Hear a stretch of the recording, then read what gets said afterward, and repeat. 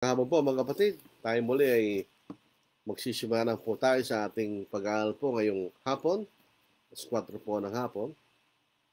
Sana po ay maging maayos po ang signal po ng internet. Ano po, hindi po actually consistent ang signal ng internet. Ano po, kaya naman kaganda po yung plan na bibilin mo, hindi pa rin siya consistent. So, nasaya ti malang kada kayo amin kakabsat. Maayong hapon sa inyong tanan, mga kaisonan. Maya pagat panapon, karang kapatad. Good evening, brethren. So, ngayon po ang ating pag-aaral sa mga bagay na nangyayari po sa paminsan-minsan sa ating pananampalataya, kahit po sa ordinaryong buhay, ano po, yung tinatawag nilang discouragement, ano po, o minsan sa Tagalog, ikaw po'y pinanghihinahan ng loob, ano po. Ito pong discouragement, ano po, ito po ay para bagang ikay nawawalan ng tapang at tiwala sa iyong sarili. You are disheartened. Nawawalan ka ng sigla, ano po. Minsan ito ay dulot po ng isang malalim at seryosong concern dahil po sa mga problema na nararanasan at ito ay nagdudulot ng pagkahina ng kalooban, ano po, discouragement. Yun po ang makikita natin kahulugan. Ikaw po ay nalilito at parang ikaw po ay, sabi nga po sa hard press, ano po, para kang sa bawat dako po, nararamdaman mo yung bigat ng sitwasyon. Dito po sa Pangalang Korinto, dito po sa ika-4 na kapitulo, simula po tayo sa ika-8 hanggang ika-10. Ito po si Apostle Paul, ano po. Sa kanyang pangangaral, nakakaramdam din po siya ng ganitong klaseng sitwasyon. Ano po? Sayo natin. Sa 2 Corinthians chapter 4, 8 to 10. Excuse me. Sa bawat panig ay pinagmamalapitan kami, subalit hindi kami nadudurog. Nililito, ngunit hindi nawawalan ng pag-asa. Pinag-uusig, subalit hindi pinababayaan. Inilulugmok, subalit hindi napupuksa. Na laging tinataglay sa katawan ng kamatayan ni Jesus upang ang buhay ni Jesus ay mahayag din sa aming katawan. Tingnan po yung sabi rito ng talata, ano po?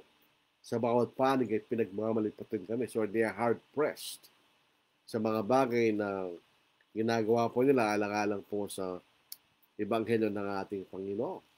So naranasan po ni Pablo yung ganong klaseng stress sa pangalan po ng Ebanghelyo. Kahit po mismo ng ating Panginoon. Ito po ay kanyang naranasan sa kanyang buhay nung siya nagkatawang tao, pero pinagtagumpayan niya. In other words, duman din po siya sa ganitong may hirap na sitwasyon, pero pinagtagumpayan ng ating Panginoon. Dito po si Hebrews chapter 4, no po, ika-15 talata. Sapagkat tayo ay mayroong isang pinakapunong pare o punong saserdote sa lumang ang Tagalog, na marunong makiramay sa ating mga kainahan. Isa na tinukso sa lahat ng mga paraan, gaya rin naman natin, gayon may walang kasalanan. So dinanas ng Panginoon ang mahirap na sitwasyon. Siya po'y tinukso. Pero siya nagtagumpay dahil hindi siya nagkasala kanya. Dito po sa ikalima, excuse me, dito pa rin po sa Hebreo, ikalimang kapitulo, dito po sa ikapito, hanggang ikasyam na talata. Sa mga araw ng kanyang buhay dito sa mundo, si Jesus ay naghandog ng mga panalangin at mga pakiusap na may malakas na pagtangis at pagluha sa may kapangyarihang magligtas sa kanya mula sa kamatayan. At siya'y pinakinggan dahil sa kanyang magalang na pagpapasakop. Bagamat siya na isang anak, siya natuto ng pagsunod sa pamagitan ng mga bagay na kanyang tinis. So in other words, pag sinabing tinis, ang ating Panginoon dumanas ng kapigatigan, kahirapan, at na maging sakdal siya naging pinagmulan ng walang hanggang kaligtasan ng lahat ng mga sumusunod sa Kanya. So in other words, ito pong mga mahihirap na sitwasyon na maaari magdulot ng panghihina ng kalooban o discouragement Ito po ay hindi po mga bagay na hindi alam ng Panginoon. Dinanas po niya yun, tulad natin. Pero makikita natin, siya po ay nagtagumpay na labanan ng tinatawag nating discouragement. Marami pong anyo at paraan na maaaring dumating sa atin tayo panghinaan ng loob sa ating pananampalataya. Unang-una sa ating pamilya, mga bagay sa pamilya o family matters. Ito ay makikita natin sapagkat ang pamilya, yan po pinaka-basic relationship ng bawat tao. At siyempre, ito ang isa sa pinakamahalaga. Ano po? Dito po sa ikapitong kapitulo ng Ebanghelyo ni Juan, sa ikatlong hanggang kalimang mga talata. Sinabi sa kanya ng kanyang mga kapatid, umalis ka rito at pumunta ka sa Judea upang makita ng iyong mga lagad ang iyong ginagawa. Sapagkat walang taong nagnanais makilala ang gawa ng anumang bagay na lihim. Kung ginagawa mong mga bagay na ito, ipakilala mong iyong sarili at siyang limutan. Sapagkat maging ang kanyang mga kapatid man ay hindi sumasampalataya sa kanya. Ibig sabihin, nung una, ano po, sa later on, dito mga kapatid niya ay nakasama sa iglesia, ano po. Pero nung una, hindi man sila naniniwala sa Panginoon. Sabihin, hindi sila nagtitiwala kung sino ang ating Panginoon. So ito po isang bagay na mabigat sa ating Panginoon dahil sariling pamilya po niya ay hindi man naniniwala, sumasampalataya sa Kanya. Sarili niya mga kapatid sa laman. Hindi man naniniwala sa Kanya na siya ang Kristo na sinugo ng Diyos. Hindi man sumasampalataya sa Kanya mga ginagawa. Para pag dito po sa mga talatang ito, parang iniisip naloloko lang ang Panginoon. Ano po? Ipakita mo kanya, yung ginagawa mo sa kanya ng kanya. So, hindi sila naniniwala. Ano po ang mga anyo ng problema sa loob ng isang bahayan na magbibigay ng pagkahina ng kalooban ng isang Kristiyano? Number one, troubled marriage. May problema sa mag-asawa. Ano po? Mabigat po yan. Pangalawa, problema sa mga anak. Mga malak na masawas, pasaway na ayaw sumunod sa pananampalataya, yun po rin ay problema. Kasakit, illness, yun po ay nagbibigay rin po ng panghina ng kalooban.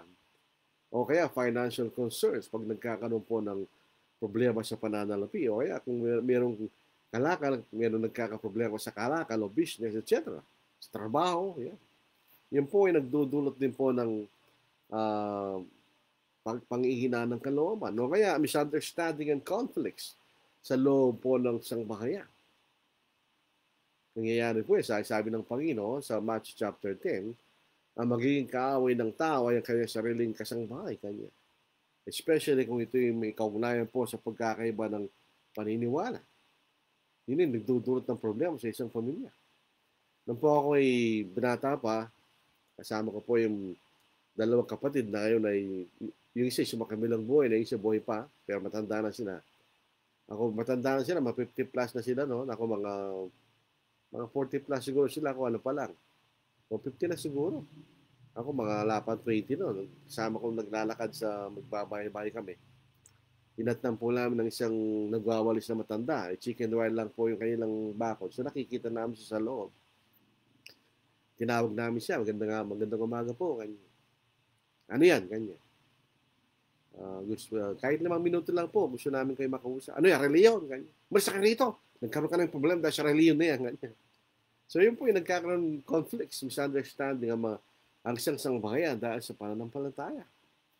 So itong mabigat ito sa pagka pinag-uusapan po ay ang pamilya, ano po, at nagkakaroon ng mabigat na suliranin. Ito po hindi katakatakan magdulot ng panghinang ng kalooban sa isang Kristiyano.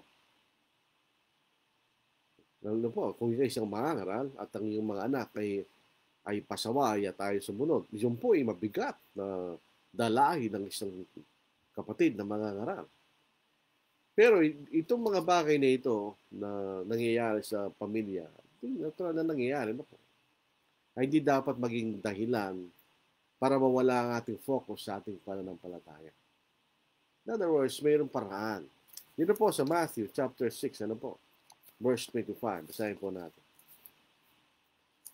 So, hindi po dahilan na pagka nagkakaroon tayo ng mga suliranin, mawawalan tayo ng focus sa ating pananampalataya. Dito po sa verse 25 ng Matthew chapter 6. So, itong mga bagay na ito ay nagdudulot ng pagkabalisa, di ba?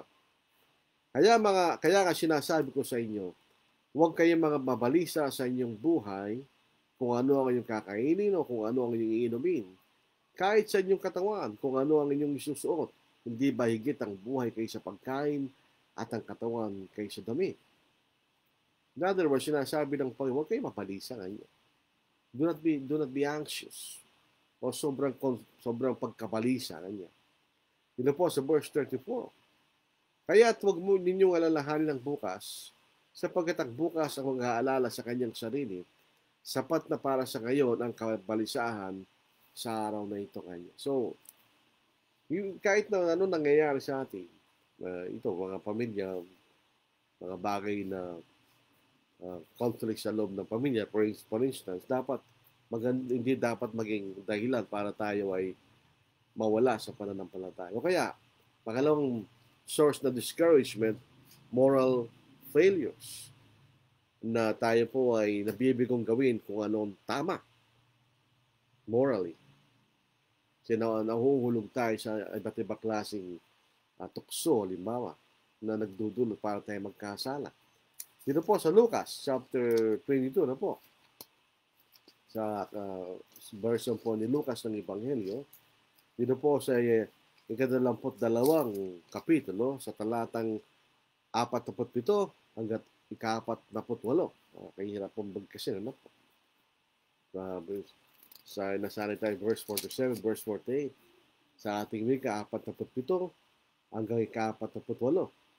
Samantalang nagsasalita pa siya, dumating ang maraming tao, at ang lalaking tinatag na Judas, na isa sa 12 ay nangunguna sa kanila. Siya lumapit kay Jesus upang siyagkan. Subalit sinabi ni Jesus sa kanya, Judas, ipinagkalulong ba ang anak ng tao sa pamamagitan ng isang halik kanya? Verse 61. Lumingon ang Panginoon at tumingin kay Pedro, at naalala ni Pedro sa salita ng Panginoon, kung paano sinabi niya sa kanya, bago tumilaw ang manok ngayon, at ay pagkakailaman ko ng 3 ulit kanya. So, dito po yung dalawang pagkakataon ng dalawang alagad ng Panginoon na nabigo nilang gawin kung anong tama. Si Judas, ipinagkanulo niya ng ating Panginoon, at si Pedro ay ikinailan niya ang ating Panginoon. So, sa palagay niyo sa ating Panginoon, anong pakiramdam niya sa dalawang pagkakataon na yun? Ano po? Kung tayo po ang Panginoon, hindi ba natin mararamdaman yun? Ngayon, kung tayo po si Pedro, halimbawa, kaya si Judas, lalo si Pedro, nang maalala po niya yon, siya po ay nalungkot at tumiyak. Ano po? Pagkat nalaman niya sinabigo na maging tapat sa ating Panginoon. Sa kasalukuyang panahon, anong mga moral failures na pwedeng mangyari po sa mga Kristiyano, ano po, na maaaring magdulot ng panghihina ng kanyang pananampalataya o magdudulot po ang tinatawag na discouragement. Dito po, ngayon sa panahon natin, maraming natutukso sa alak, alcohol. So, maaaring siyang Kristiyano po ay masadlak sa gano'n. O kaya drugs. O kaya mga kasalalang seksyon, ano po. O kaya pagsisinungaling, pagiging tamad, o pagiging pabaya. Dito po sa 1 Corinto, ika-6 na kapitulo, dito po sa ika-9 hanggang ika-11 talata, binabanggit po rito iba't ibang mga bagay na tulad ng sinasabi natin ito. Hindi ba ninyo nalalaman ng mga masamang tao ay hindi magmamana ng kaharian ng Diyos? Huwag kayong padaya ang mga mapakyapid, mga sumasamba sa Diyos-Diyosan, mga mangalunya, mga binabae, mga nakikyapid sa kapwa lalaki, mga magnanakaw, masasakim, mga manglalasing, mga mapagmura, o mga manggagancho, ay hindi magmamana sa kaharian ng Diyos. At ganyang ilan sa inyo noon, subalit nahugasan na kayo, Ginawa na kayong banal at tinaranganap na kayo sa pangalan ng Panginoong Jesucristo at Espiritu ng ating Diyos. Pagka tayo po ginawa po natin yan, tayo Kristiyano na, malaking posibilidad at siyempre dahil sa kalungkutan ng pagkakasalang gano'n, ikaw po ay madi-discourage at maaaring sabihin mo sa sarili mo na hindi ka karapat dapat na tawaging Kristiyano. Yun ay magdudulot ng discouragement. Ano po. Pero, gawin pa man, siyempre, pwede niyong pagsisihan yung bagay na yon at pwede nating kalimutan ang nakaraan. In other words, lahat ng mga tao nagkakamali. Walang sino mang tao na buhay sa mundo na hindi pa nagkamali kahit minsan. Kahit mga Kristiyano nagkakamali. Kahit si Apostle John, sinasabi niya posibilidad na pwede siya magkasala. Sa 1 John chapter 1, ano po, sinama niya sarili niya doon. So, anong gagawin mo? Pwede mong kalimutan nakaraan. Huwag nating gawing dahilan niyo para hindi tayo magpatuloy sa ating pananampalataya. Pwede tayong patawanan ng Diyos kung tayo magsisi. Dito po si Apostle Paul, anong ginawa niya? Si Apostle Paul, siya po sabi nga niya, siya pinakapinuno ng lahat ng mga makasalanan. Bakit? Sapagkat siya mamamatay Kristiyano. Siya kalaban ng Iglesia ng Diyos. So, anong ginawa ni Apostle Paul?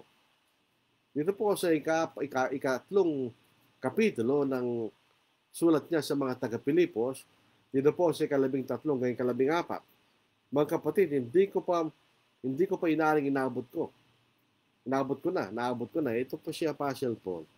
Hindi niya sinabing inaabot na niya. Yung mga Baptist, meron na raw silang buhay na walang hanggan. Sino paniniwalaan natin? Ngunit isang bagay ang ginagawa ko. Nililimot ko ang mga bagay na nasa likuran at tinutungo ang mga bagay na inaharap. Nagpapatuloy ako tungo sa mitihim para sa gantimpalan ng dakilang pagtawag ng Diyos kay Kristo Jesus. Totoo po. Pag nagkasala tayo ng ganitong mga pagkakasala, ay mabigat. Ito po ay magiging tusok sa ating mga budhi bilang mga Kristiyano. Pero ang Diyos po, kung tayo nagsisisi, nalulungkot tayo nagsisisi sa mga bagay na ginawa natin, ay patatawarin tayo niya sa pamagitan ng dugo ng ating Panginoon. At kung sa gayon, kalimutan mo na yun.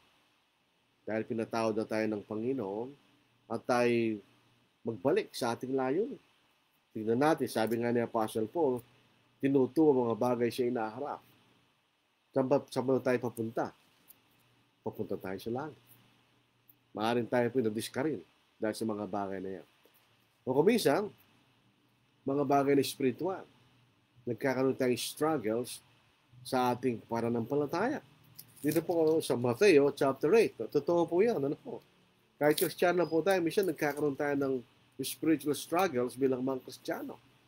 Sabi po ng Panginoon sa Mateo chapter 8 verses 25 to verse 26. Excuse me. Lumapit sila sa kanya at siya ay ginising at nagsasabi, Panginoon, niligtas mo kami. Mamamatay kami. Kanya. Sinabi niya sa kanila, bakit kayo natatakot? O kayong maliliit na pananampalataya? Kaya tumangon siya at sinaway ang mga hangin at ang dagat at nagkaroon ng lubos ng kapayapaan. Ang context po nito, sila po ay sumakay sa isang bangka kasama ng ating Panginoon. So, ano sila sa bangka? Pero dumating ang isang malakas na bagyo. Tandaan po natin, noong ulang pa na wala pang pag-asa. Biglaan lang pagdating ng mga unos. So, biglang dumating ang isang malakas na bagyo sa dagat, ang lapat natatabunan ng alon ng bangka, ngunit siya'y natutulog, ang Panginoon natutulog. Pero kanya mga lagat, takot na kanya. So, kinising ang Panginoon, sila'y takot na takot. Sabi ng Panginoon, mga kakaunti, anong uring tao, sabi nito, o kayong maliliit ang pananampalataya, o ye of little faith. Ibig sabihin, kung andun ang Panginoon, there is nothing to worry. Kung doon ang Panginoon, pero takot sila. Sabi ng Panginoon, kayong maliit na pananampalataya. Bisa nagkakaroon tayong personal struggles of faith. Nagkakaroon tayong question sa ating pananampalataya. Mayroon gano'n. Along the way, no po, habang tayo lumalago sa ating pananampalataya, minsan nagkakaroon tayong struggles sa ating paniniwala kuminsan. O kaya tayo po ay konti o wala tayong paglago sa ating pananampalataya. little or no spiritual growth.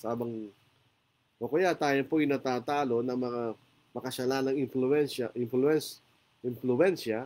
sa ating kapaligiran.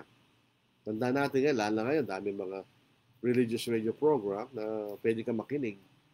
Baka ikay ma-influensya nga ng mga bagay na mali.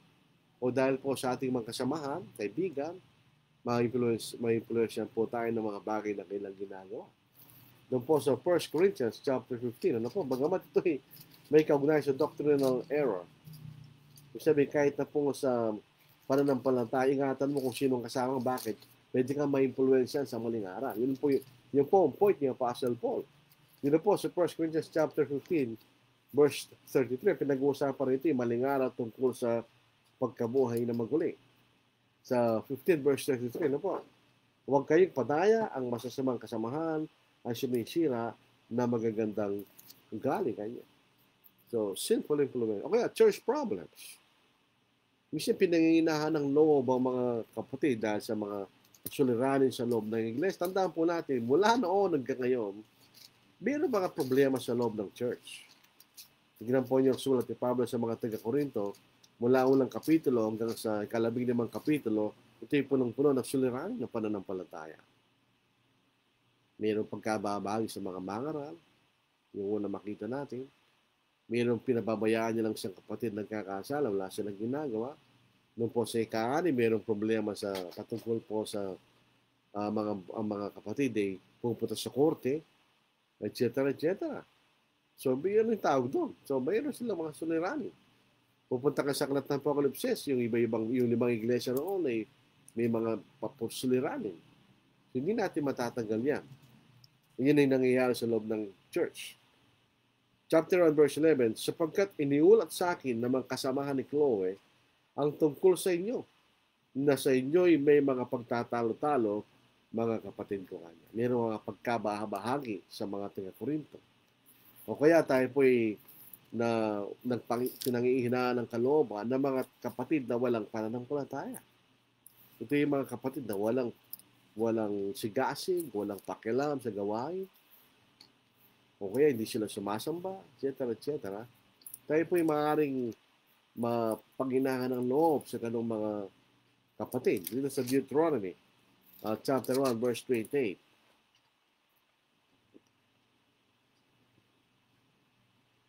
Sabi ng Panginoon ni Moises, "Saan tayo ahon? Pinanghihina ng ating mga kapatid ang ating puso at sinasabi, nakita namin doon ang mga taong malalaki at matataas kaysa sa atin. Ang mga bayan ay malalaki at ang may paderang sa langit, gayon din nakita namin ang mga anak ng alakim doon." Ito po ay hyperbole. Pero nakikita walang pananampalataya itong mga taong ito. Sabi ng dalawa, si Caleb at saka si Joshua, kaya natin pasukin yan, ganyan. Ito yung sinabi ng ilan. Ito yung mga kapatid na walang pananampalataya. Pwede rin po natin alalahanin yung mga kapatid na pinangihinaan ng kailang kalooban. Dito po sa Galatians chapter 6, verse 2. Pero tandaan po natin, para tayo po yung matulungan ng mga kapatid, kailangan sabihin natin kung ano mga bagay na pinangihinaan ng ating kalooban. Ano po? Kasi hindi naman po mga propeta ang mga kapatid na malalaman nila kung ano ang problema ng bawat isa. Dito po sa Galatians chapter 6, verse 2. Dalhin ninyo mga paspasanin ng isa't isa at sa gayon ay matutupad niyo ang kautusan ni Kristo. Ibig sabihin yung mga suliranin ng bawat isa, lalo sa may kaugnayan sa pananampalataya. Kaya kahit na po yung mga taong tapat ang pananampalataya, dumadaan po sila sa pangihinahan ng kalooban. Tingnan po si Job, sa Job, chapter 2, 11-13. Nang mabalita ng tatlong kaibigan ni Job ang lahat ng kasamaang ito na dumating sa kanya. Dumating ang bawat isa sa kanila mula sa kanya-kanyang sariling po. Si Eliphaz na Temanita, si Bildad na Suhita, si Sophar na Naamita. Sila'y nagkaisang pumunta upang makiramay sa kanya at alimin siya. Nang kanilang matanong siya mula sa malayo, siya ay di nila nakilala. Kailang inilaka sa kailang tinig, umiyak at sinirang bawat isa sa kanya-kanyang balabal at nagbuhos ng alabok sa kanyang mga ulo pagharap sa langit. At sila yumupo sa ibabaw ng lupa, nakasama niya sa 7 araw at 7 gabi. At nagsalita sa kanya sapagkat kayo na nakita ang kanyang paghihirap ay napakalaki. So ito yung kaibigan niya na nakita nila ang kalulos-lulos na kalagayan ni Job, na meron siyang bukol mula sa sako ng kanyang panggang sa tuktok ng kanyang ulo. At di sila, panakiramay sila, in other words. Para marahil bigyan siya ng kalakasan, ng kalooban. Ano po? Dito po sa unang hari, 1 Kings, chapter 19. Ano po? Sayin natin, verse 4. Sa unang hari, 1 Kings, chapter 19, verse 4. Ito po ang ating mababasa. Ito, si Elijah. Ngunit siya naglakbay ng isang araw patungo sa ilang at tumating at umupo sa lilim ng isang punong kahoy. Siya'y humiling na siya'y mamatay na sana. Nilang sinasabi, sapat na ngayon, O Panginoon, kunin mo aking buhay sapagkat hindi ako mabuti kaysa aking mga ninuno kanya. So siya'y nasa gitna ng kailangan ng kanyang kalooban. So kahit ito yung mga taong tapat sa Diyos, pinanghihinaan ng kalooban. So mga tweet, dito ang kahalagaan ng mga kapatid sa pananampalataya. Maaari sila'y tumulong sa mga kapatid na nangihinaan ng kalooban. Pero, pag dumating po tayo sa pinangihinaan tayo ng kalooban, iwasan natin na tayo maawa sa ating sarili. Yung po magiging anay na sisira ng lubusan sa ating pananampalataya. Buksan natin ang ating sarili na tulungan ng iba. Pero sabi nga po natin, kailangan sabihin natin kung ano ang ating suliranin sa kapatid para mabuksan ng kanilang sarili na tulungan tayo. Hindi naman natin pwedeng tulungan ang isang tao na hindi natin lang kung may problema siya o wala. Hindi ba? Makikita natin. O otherwise, yung makikita mo.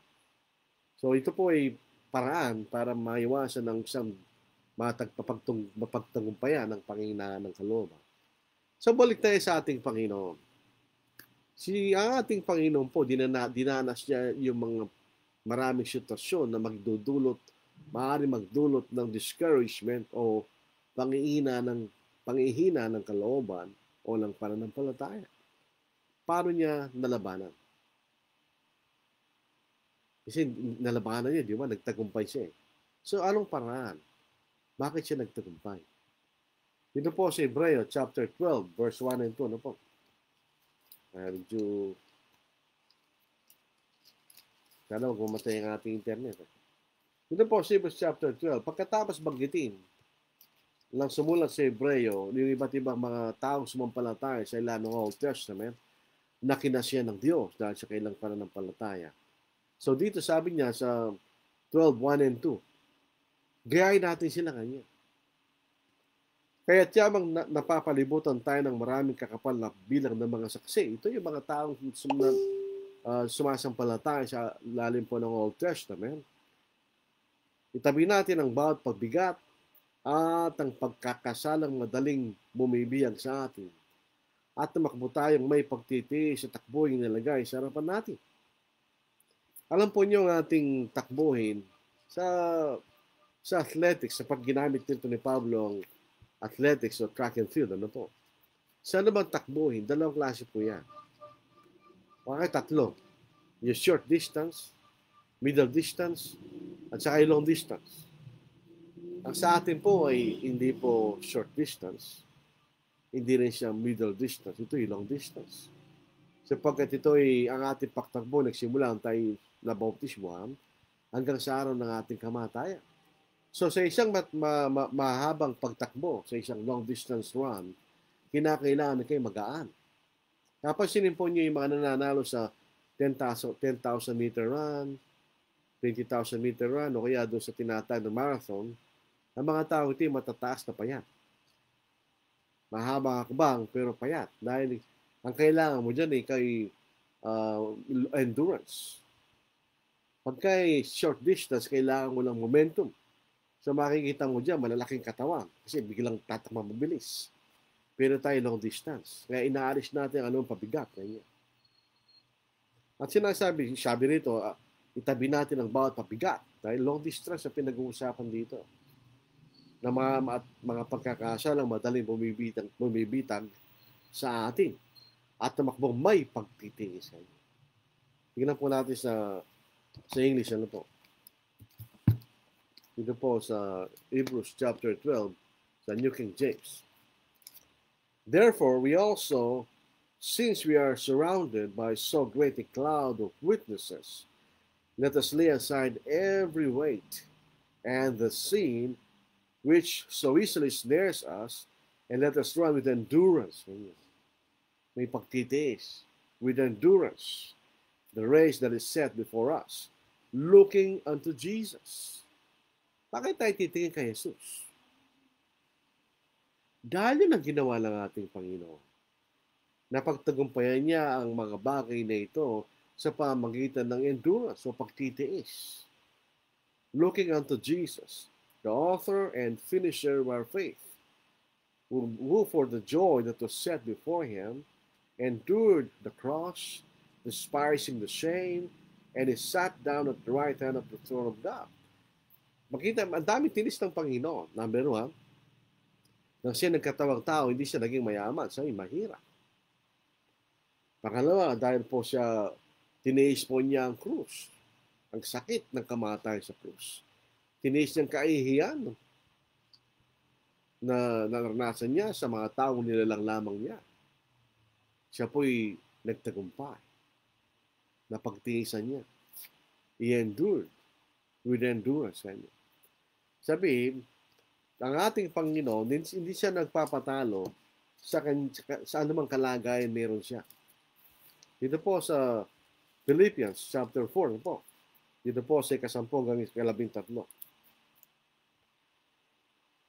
But I rejoiced in the Lord greatly that now at last your care for me has flourished again. Though you surely did care, but you lacked opportunity. Not that I speak in regard of need, for I have learned in whatever state I am to be content. I know how to be abased. I know how to abound. Everywhere in all things, I have learned both to be full and to be hungry, both to abound and suffer need.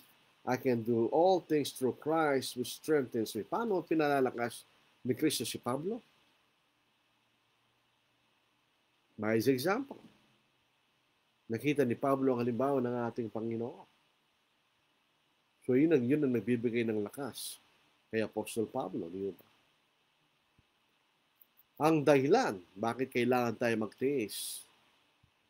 Dito po sa Romans chapter 8 verse 35, tayo po'y more than conquerors. Tayo higit pa sa mga nagtagumpay. Ibig sabihin dito. Dito sa Romans chapter 8, 35 to 39. Basahin po natin. We are more than conquerors. Sabihin, hindi tayo kabilang doon sa mga nabibiguan niya. Kabilang tayo sa higit pa sa nagtagumpay. Basahin natin sa Romans chapter 8, 35 to verse 39. Who shall separate us from the love of Christ?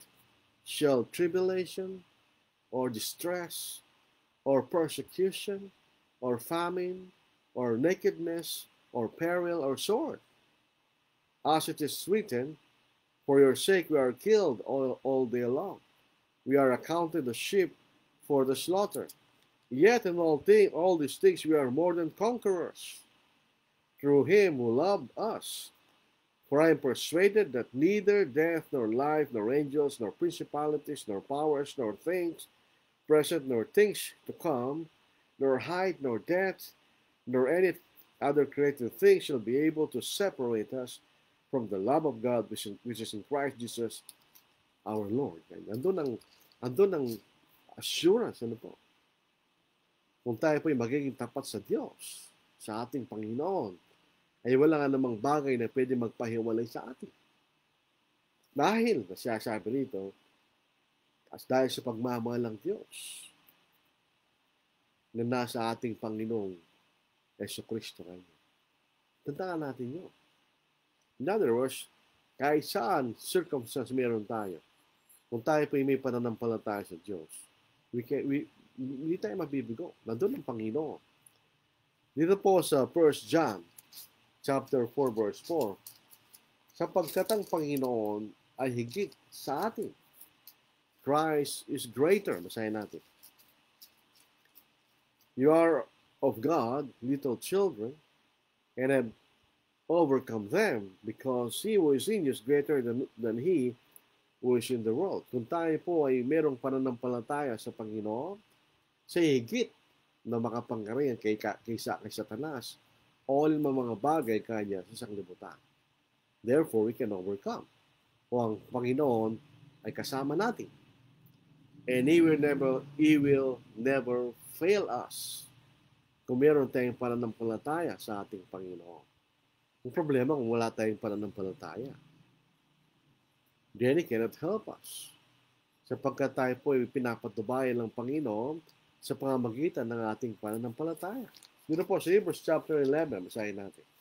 Balik po tayo sa aklat ng Hebreo. Minsan may nagtatanong, sino nagsulat nito?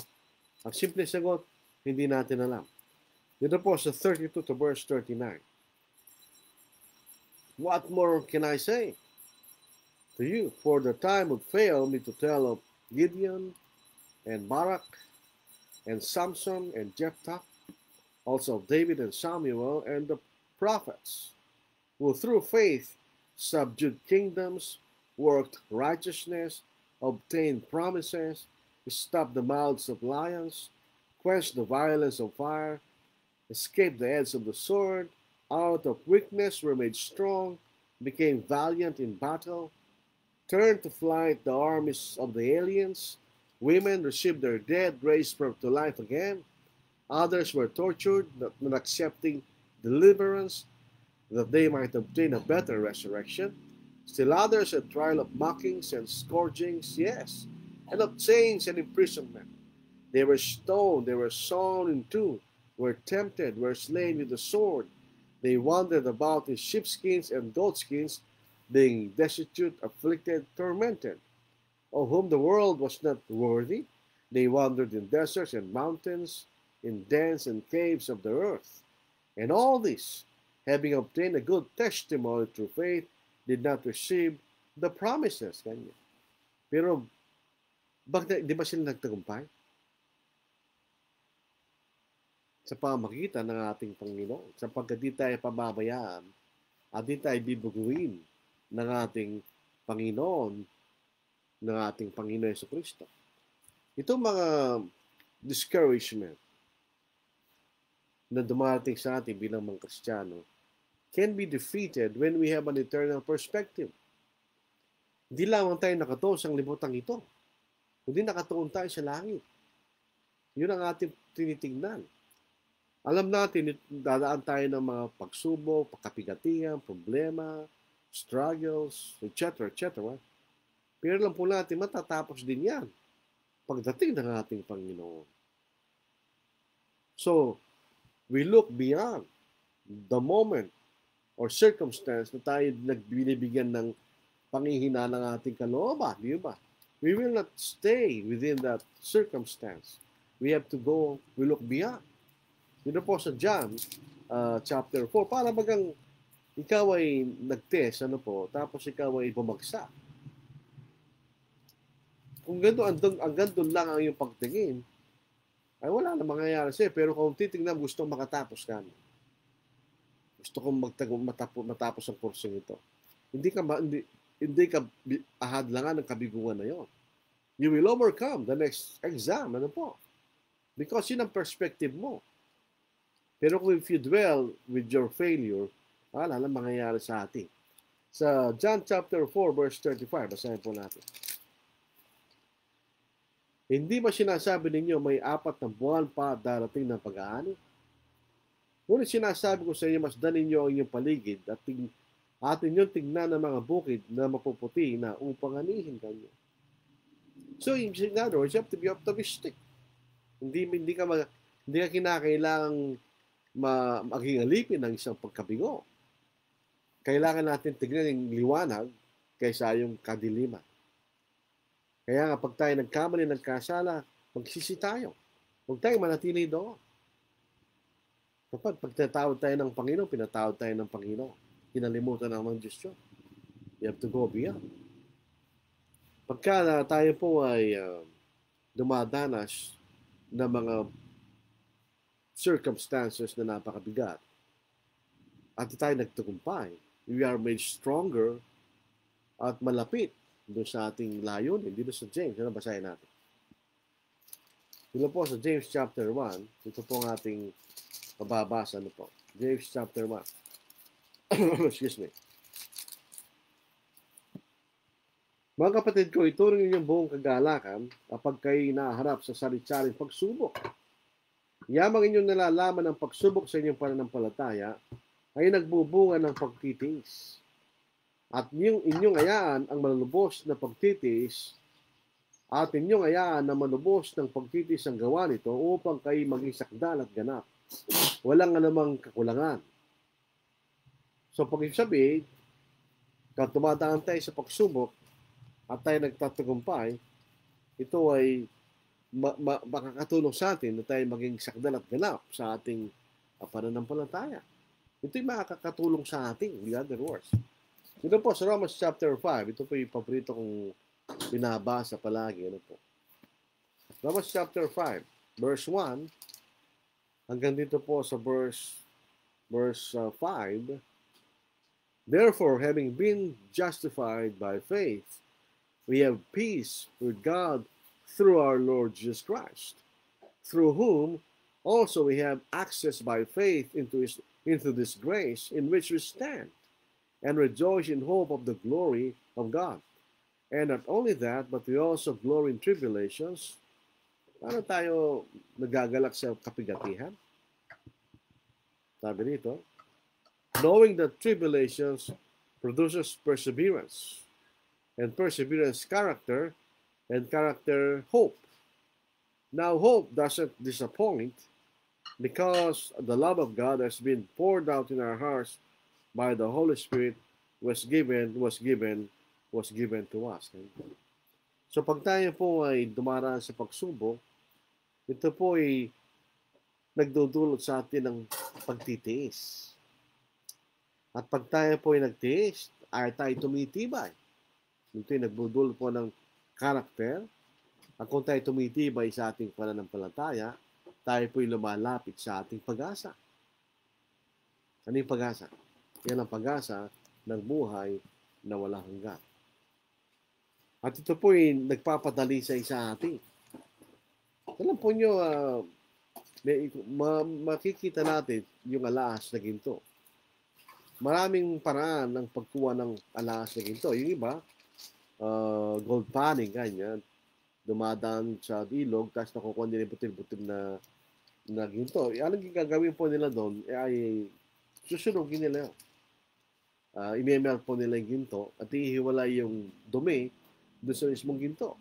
So, kung nakakakuha ng isang pure gold, pero siya nanggaling yun sa isang ginto na marumi. Pero dinali siya yung nangapoy. Ganyan.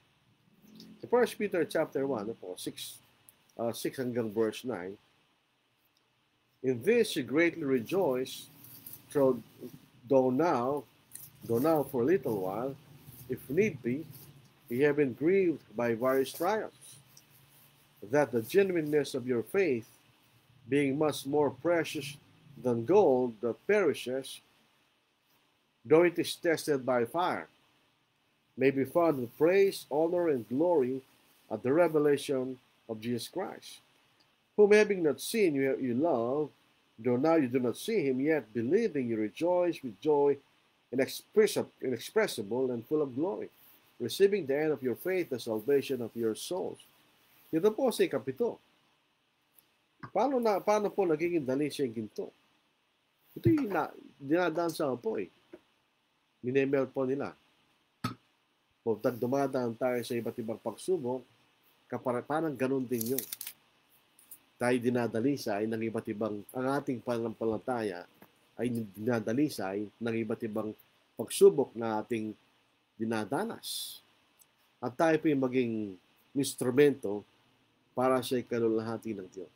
In other words, pag nagtagumpay tayo sa ating mga disappointments, discouragement, sa mga kapigatihan na dumaraan sa atin bilang mga Kristiyano, tayo po yung nagiging instrumento para makita ang kalalatian ng Diyos.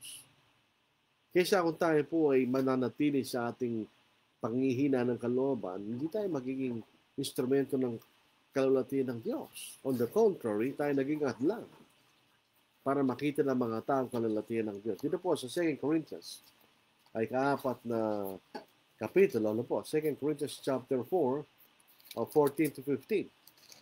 Sayin po natin. Ito po ang ating mababasa. 2 Corinthians chapter 4, 14 to verse 15. Naming nalalaman na ang bumuhay sa Panginoong Yesus ay siya rin bubuhay sa amin na kasama ni Yesus. At dadalhin kaming kasama ninyo sa kanyang harapan, sapagkat ang lahat ng mga bagay alang-alang sa iyo upang biyaya, habang parami ng parami ang mga tao na abot ito, ay magpaparami ng pagpapasalamat sa ikalulahati ng Diyos sa inyo. So, be instrument of God's glory. Ang ating Panginoon, isa sa mga paraan na napagtiisan niya itong mga mahirap na bagay dumalas sa kanyang buhay, siya po ay nagpatuloy sa paggawa. Jesus kept working. Kasi isa sa mga bagay na magiging bunga ng if you dwell in your discouragement, ihinto ka. Kumbaga, mag-break ka sa iyong paglalakbay. Bigla kang mag-break. Hindi ganon. Ang ating Panginoon, sabi sa John chapter 9 verse 4, basahin po natin. Ito po ay isang talinhaga, pero madali nating makita ang kahulugan. Kailangan nating gawin ang gawa niya ang nagsugo sa akin samantalang araw pa. Dumarating ang gabi na walang taong makagawa. Totoo po sa panahon nila yun. Dahil sa panahon nila, walang kuryente, walang ilaw sa gabi, wala kang magagawa. Pero ito tumutukoy sa ating buhay. Gawa tayo at iabang tayo buhay. Pagdating ng kamatayan, wala na tayong magagawa kanya. So we have to keep on working. At tayo sumunod sa kalooban ng Diyos. Tignan natin yung mga bukas na daan. Dito po sa Acts 16, 6 to 10, basahin natin. Ito po ang ating mababasa. At naglalakbay sila sa lupain ng Phrygia at Galacia dahil sa pinagbawalan sila ng Espiritu Santo na ipangarang salita sa Asya. Nang sila'y dumating at sa tapat ng Bisya, ay pinagsikapan nila makapasok sa Bitinya, ngunit hindi sila pinahintulutan ng Espiritu ni Jesus. At paglampas sila sa Misya, ay nagtungo sila sa Troas. Nang gabing yun ay lumitaw ang isang pangitain kay Pablo, may isang lalaking taga Macedonia na nakatayo at nakikiusap sa kanya na sinasabi, tumawid ka patungo sa Macedonia, tulungan mo kami. At pagkakita niya sa pangitain, sinikap na yung pumunta agad sa Macedonia, na naniniwalang kami tinawag ng Diyos upang ipangaral ng magandang balita sa kanila. Huwag tayong mag-dwell sa mga bagay na imposibleng maganap. Pumunta tayo sa posible. Kung sa pangalang Ebanghelyo, huwag kang panghinaan ng loob kung may mga taong di naniniwala. There are people who will be open for the gospel. Yun ang hanapin natin. Katulad rito, pumunta sila sa Macedonia, di ba? Tignan po natin si Esther, sa Old Testament. Alam po niyo, ito lang po ang pinakaisang aklat sa buong Biblia na hindi binanggit ang pangalan ng Diyos kahit minsan. Pero ito nakapaloob dahil ito po isinulat para makita natin kung paano ang Diyos ay pinoteksyonan niya ang kanyang bayan na hindi sila pinatay. Dito po sa Esther, chapter 4, verse 14. Sapagkat kung ikaw ay tatahimik sa panahon ito, ang tulong at kaligtasan ay babangon para sa mga Hudyo mula sa ibang lugar. Ngunit ikaw at ang isang bahayan ng inyong ninuno'y mapapahamak. At sino nakakaalam na kung kaya ka nakarating sa kaharian dahil sa pagkakataong ganito ngayon. Ikaw, Esther, ay naging reyna kanya para tulungan mo ang bayan ng Diyos. Si Esther po ay isang Hudyo. Sabi nagsasalita, sabi niya, ikaw ay dinala sa kaharian sa ganitong dahilan kanya. So siya naging tulong sa pagtatagumpay ng mga Hudyo. At kinakailangan po tayong palaging we have to keep getting up. Sabi nga, kung natumbang, di tumayo ka, Ito po sa Proverbs, basahin natin. Proverbs chapter 24, 10 at verse 16. Basahin natin ito. Ito pong kawikaan, ito po ay actually book of wisdom na may practical na aplikasyon sa buhay. Sa 24 verse 10, basahin natin, kung manlupaypay ka sa araw ng kahirapan, maliit ang iyong kalakasan. Kanya. Siyempre, kung naglulupaypay ka sa araw ng kahirapan, mahina ka kanya. Verse 16, sapagkat ang matwid ay makapitong nabubuwal at bumabaw na naman. Ngunit ang masama ay nabubuwal sa pamagitan ng kasakunaan. Ang isang tapat sa Diyos, 7 beses ang nabubuwal at siya'y tumatayo. Diskaril tayo. Pero sabi nito, ngunit ang masama ay nabubuwal sa pamagitan ng kasakunaan. Hindi na siya tumatayo. Nananatili lang siya kung saan nasadla. Keep getting up. Ganyan. At huwag tayo manghina. We should not grow weary. Kasi minsan, sa dami po ng dinadanas natin, parang gusto mo nang mag-give up. Huwag ka na magpatuloy. No. Basahin na sa Galatians chapter 6, 9 and 10. At huwag tayong manghinawa sa paggawa ng mabuti, sapagkat sa takdang panahon ay mag-aani tayo kung hindi tayo manlulupaypay. Kaya tabang may pagkakataon gumawa tayo ng mabuti sa lahat, lalong-lalo sa mga kabilang sambahayan ng pananampalataya. Huwag tayong manghinawa. Do not grow weary. Kanya. Magpatuloy tayo, mga kapatid. At ang ating Panginoon, nakakuha siya ng lakas na magtagumpay because Jesus prayed often. Sabi ng iba, Jesus prayed often. Pero natutunan ko sa eskwelahan, often. Ano yung tama? Hindi ko alam. Dito po sa Philippians chapter 4, 6 to 7, ang ating Panginoon palagi siyang nananalangin. So, tayo rin po. Tayo'y ganun din sana. Sa Philippians chapter 4, 6 to 7, huwag kayong mabalisa sa namang bagay, kundi sa lahat ng mga bagay, sa pamamagitan ng panalangin at pagsamo na may pagpapasalamat, ay paalam ninyo ang inyong mga kahilingan sa Diyos. At ang kapayapaan ng Diyos na hindi maabot ng pag-iisip, ang nag-iingat sa inyong mga puso at mga pag-iisip kay Kristo Jesus. So gaya ng Panginoon, kailangan tayong manalangin.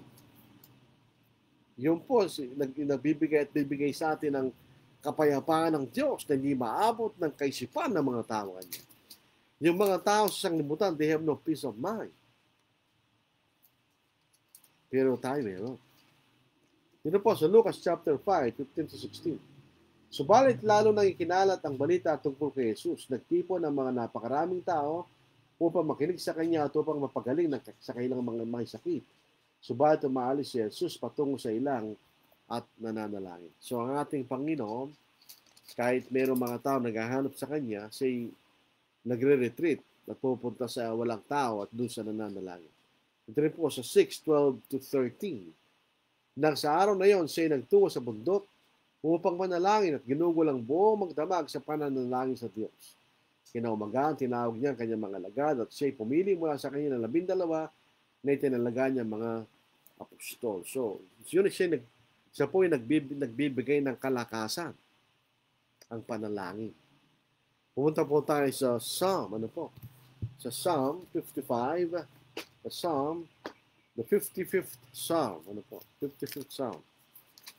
Dito po sa verses 1 to 8, basahin natin. Pagtsaga natin basahin. 55th Psalm. Ito po ang ating matutunghayan. 1 to 8 muna. Give ear to my prayer, O God, and do not hide yourself from my supplication. Attend to me and hear me. I am restless in my complaint. Moan noisily because of the voice of the enemy, because of the oppression of the wicked. For they bring down trouble upon me, and in wrath they hate me. My heart is severely pained within me, and the terrors of death have fallen upon me. Fearfulness and trembling had come upon me, and horror has overwhelmed me. So I said, oh, that I had wings like a dove. I would fly and be at rest. Indeed, I will wander far off and remain in the wilderness. I would hasten my escape from the windy storm and tempest. Ano ang gusto ni David? Kasi magkaroon ng kapahingahan sa lahat ng mga stress na dumating sa kanya. Sa pagtatanda natin, si Yahri, nasa kanyang balikat ang bayan. Ganyan. Binabanggit na rito. At nakikita ang pang-aapi ng mga masama sa bayan. At ito'y nagdudulot kabigatan sa kanyang kaisipan. Sa 16 verse 19, ano po? Basahin natin. As for me, I will call upon God, and the Lord shall save me. Evening and morning and at noon I will pray and cry aloud, and he shall hear my voice. He has redeemed my soul at peace from the battle that was against me, for there were many against me.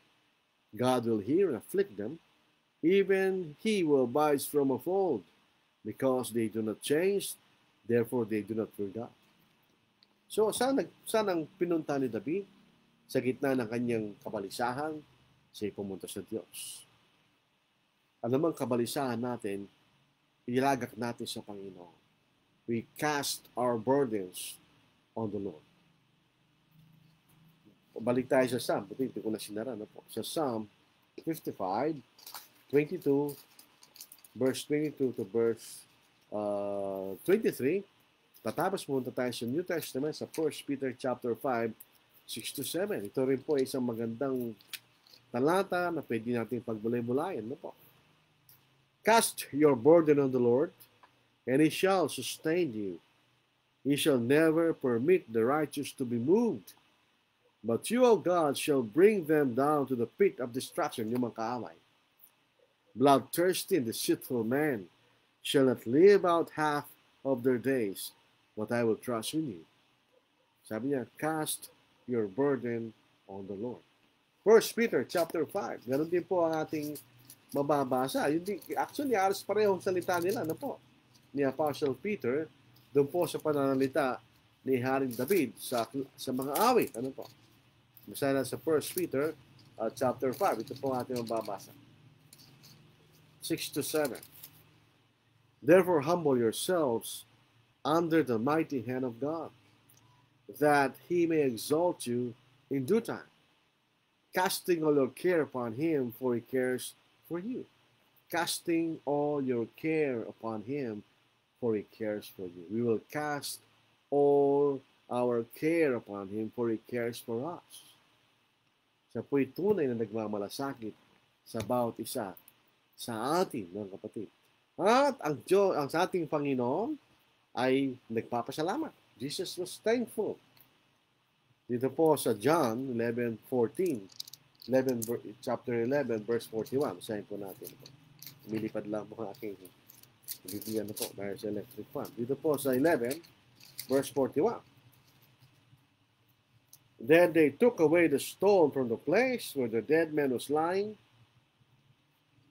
And Jesus lifted up his eyes and said, Father, I thank you that you have heard me. Ito si Lazarus na binuhay na maguli ng ating Panginoon. Ang ating Panginoon was thankful to God. Yun po yung nagbibigay ng ating kalakasan. Kung naalala natin at papasalamat sa isang Diyos na nagmamalasakit sa atin. Sa 16 verse 22 ng John, therefore now you have sorrow, but I will see you again. And your heart will rejoice, and your joy no one will take from you. So tayo magpasalamat. Alam po niyo ang presensya ng Diyos, di tayo iniwan ng Diyos. Ang kanyang biyaya, yun ang, that will sustain us through dangers and darkness. Tulad po sa Psalm, ito po rin ay napakagandang awit. Ano po? Awit ni Haring David. The Lord is my shepherd, I shall not want. Yan ang walang kamatayang opening ng awit na ito. Ano po? Ito po sa verse 4 ng 23rd Psalm, though I walk in the shadow of the valley of death, I shall fear no evil, for you are with me. Sayin natin, ano po? Mapakagandang memorize po natin yung Psalm na ito. May silang ito eh. Sabi niya, yea, Though I walk through the valley of the shadow of death, I will fear no evil, for you are with me. Your rod and your staff, they comfort me. Ano yung sabi ng rod? Sa pamalo yun eh. In other words, you have, I have your protection against my enemies. God's presence and blessings will always sustain us. At tayo magpasalamat sa lahat ng mga bagay sa Diyos. Ano po? Sa 1 Thessalonians chapter 5 verse 18. 1 Thessalonians chapter 5. Akala ko maiksi lang po itong sermon na ito. Naabot po tayo magigit sa oras. 1 Thessalonians chapter 5 verse 18. Basahin po natin. Ito po ang ating mababasa. Ano po? In everything give thanks, for this is the will of God in Christ. For in everything we give thanks. Let not our heart be troubled. So John chapter 14 verse 1. Let not your heart be troubled. Believe in God. Believe also in me. We should not, let us not be troubled. Bakit? God strengthens and saves. Ang Diyos ang nagpapalakas sa atin at siya ang magliligtas sa atin. Hindi tayo pababayaan ng Diyos. So Hebrews chapter 13, 5-6, let your conduct be without covetousness. Be content with such things as you have. For he himself has said, I will never leave you nor forsake you. So he may boldly say, the Lord is my helper. I will not fear. What can man do to me? Wala. The Lord will bless us and keep us and give us peace. Dito po sa Numbers, ano po? Numbers chapter 6, Old Testament, verses 24 hanggang 27. Basahin po natin ito. The Lord bless you and keep you. The Lord make his face shine upon you and be gracious to you. The Lord lift up his countenance upon you and give you peace. So they shall put my name on the children of Israel, and I will bless them. Ganon din po sa atin ngayon. We are God's people today. So ito po ang paraan para mapaglabanan natin ang discouragement o ang panghihina ng kalooban natin dahil sa iba't ibang bagay na dumaraan sa atin bilang mga Kristiyano. Rafael Ortiz, good afternoon mga kapatid. Good afternoon din Brad. Kennedy Pinigambol, good afternoon po sa lahat. Good afternoon din Brad. Alni Yagaw, Templansa, maayong hapon igsoon o maayong hapon kaninyong tanan, maigsoon. Kanya, misa translate po natin. Magandang hapon sa iyo kapatid, kanya. At maayong hapon sa lahat ng mga kapatid, kanya. Si Brother Annie po ang kanyang salita ay Bisaya. Edna Delfina Villamayor, Noe and Edna Delfina Villamayor present and listening. Good afternoon, Brother Lordy. Good afternoon sa inyo po. Grace Tagaygay, good afternoon, Brad. Good afternoon, the sister. Vicente Kai, watching and listening po. Arnold Dosino, gandang hapon po mga kapatid at sa lahat na nakikinig. Gandang hapon din, Brother Arnold. At si Randy Canelo Senis, Maya Pagat Panapon, kaya kayuan kapatid. I-translate po natin, kamampangan po yan. Magandang hapon sa inyo lahat, mga kapatid. Batche Sikat, good evening po sa lahat. Kasi si Brother Batche po ay nasa Australia, so gabi na po. Kaya good evening kayo. Sagutin naman natin siya. Good evening din. Bagamat sa atin po ay hapon pa lang. Wala po mga comments, walang tanong. Ito po ang ating awit.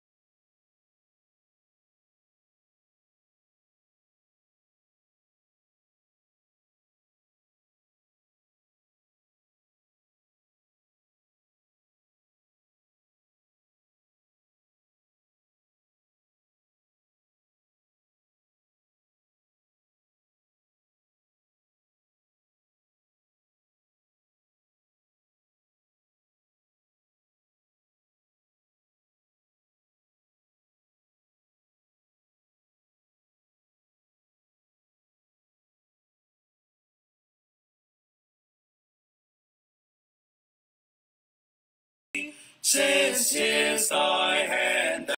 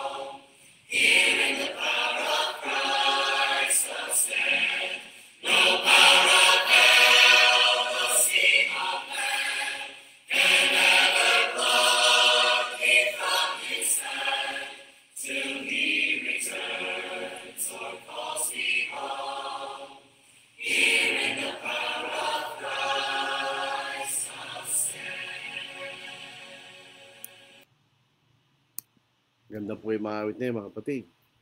Meron po comments po rito. Thanks for an edifying lesson, brother. I went through a lot of discouragement, but my mind is focused on Jesus alone. Tama po yun. Arda Silo, salamat po sa mga pagtsatsaga ng pagtuturo sa salita ng Diyos. Ingat po lagi sa ating lahat. Maraming salamat, po Brad. Kay Grace Tagaygay, isa po kay Arda Silo, kay Rafael, kanya.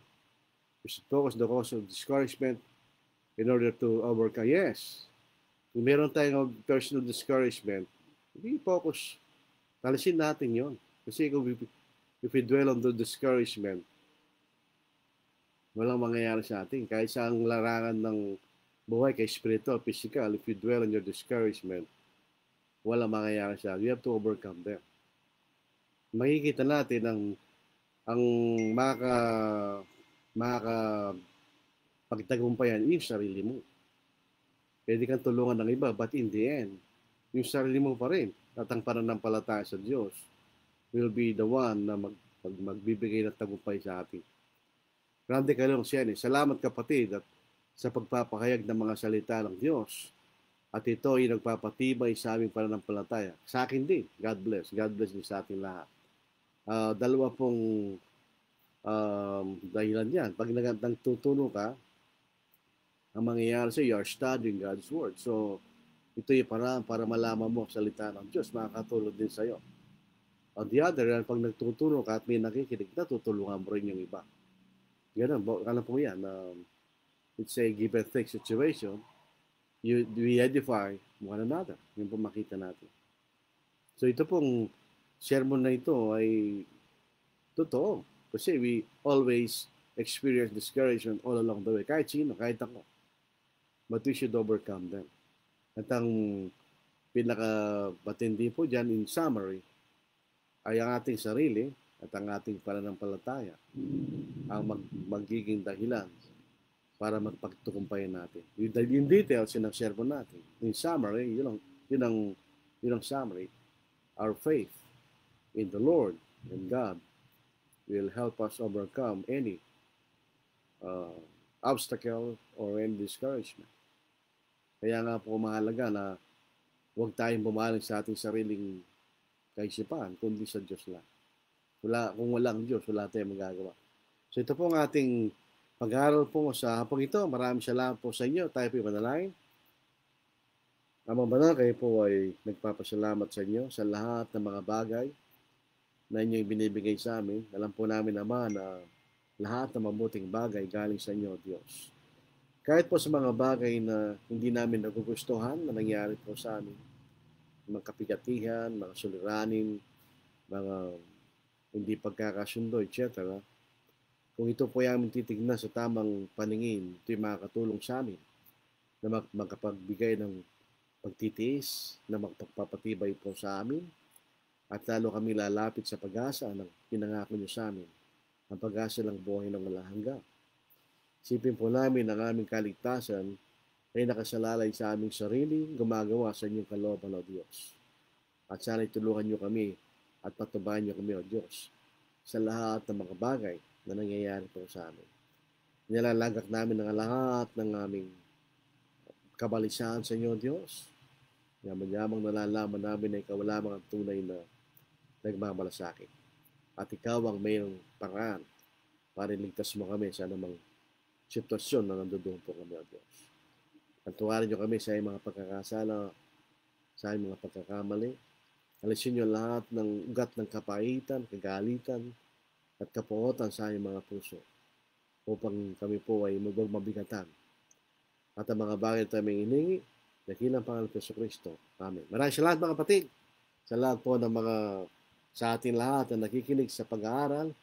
Mamaya po, ululobin ng Panginoon at hindi tayo matalo ng kulugat-kidlat. Isaiah chapter 65, part B, verses 13 to verse 25. Maraming salamat mga kapatid. Tayo po ay mag-ingat sa pangalan po ng COVID-19.